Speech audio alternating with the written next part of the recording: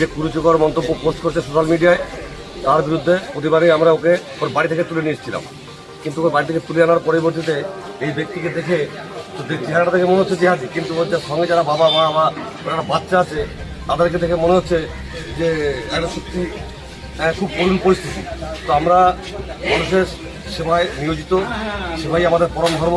কিন্তু তাই আমরা আজকে এই ব্যক্তিকে হয়তো থানার সামনে এসে বলতে চাইছি যে তুমি হয়তো এই ধরনের মন্তব্য বা এই ধরনের পোস্ট সোশ্যাল মিডিয়ায় করো না। এবং এমন ধরনের পোস্ট কিন্তু সোশ্যাল মিডিয়াতে বর্তমানে অনেকেই করেন। এটা আমাদের সনাতন ধর্মের মানুষ বলেই সম্ভব হলো, এটা ক্ষমা করে দিতে পারলো। কিন্তু দীপু দাসকে আপনারা কি করলেন? জ্যান্ত জ্বালিয়ে পুড়ে দিলেন। আমরা সনাতনীরা আমরা অমনটা পারি না। আমাদের কাছে ক্ষমাই আমাদের আসল কর্ম, তাই আমরা ক্ষমা করতে জানি। আপনাদের মধ্যে ক্ষমা বলতে কিছু নেই। বিজেপি নাকি অন্ধভক্ত, হিন্দুরা নাকি অন্ধভক্ত, হিন্দুরা নাকি গোবর খায়, হিন্দুরা নাকি গরুর প্রস্রাব খায়। হ্যাঁ, ঠিকই শুনেছেন।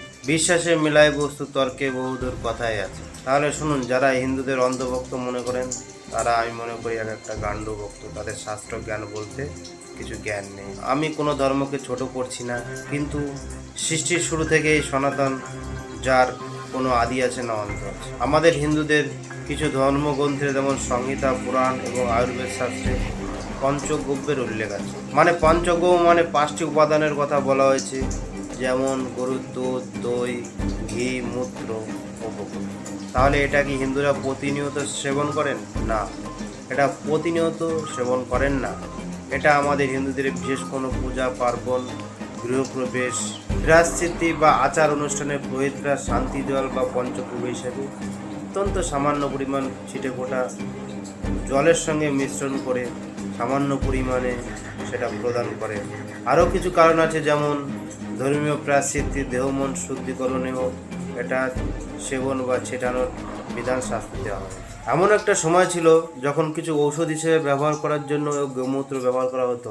বৈজ্ঞানিকরা গবেষণা করে দেখেছেন গোমূত্র সেবনে কোনো ক্ষয়ক্ষতি বলতে কিছুই নেই। তাহলে আপনারা নিন্দা করে কি মজা পান? যারা বলেন হিন্দুরা গোমূত্র বা গোবর খায়, একটা কথা মনে রাখবেন, একটা সময় আপনারাও কিন্তু এই হিন্দু বা সনাতনী ছিলেন।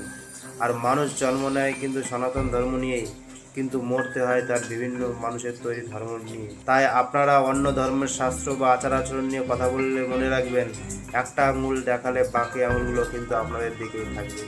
এটা ভেবে চিন্তে মজা করবেন। তো বন্ধুরা, আমি ঠিক বললাম না ভুল বললাম কমেন্টে আপনারা অবশ্যই জানাবেন।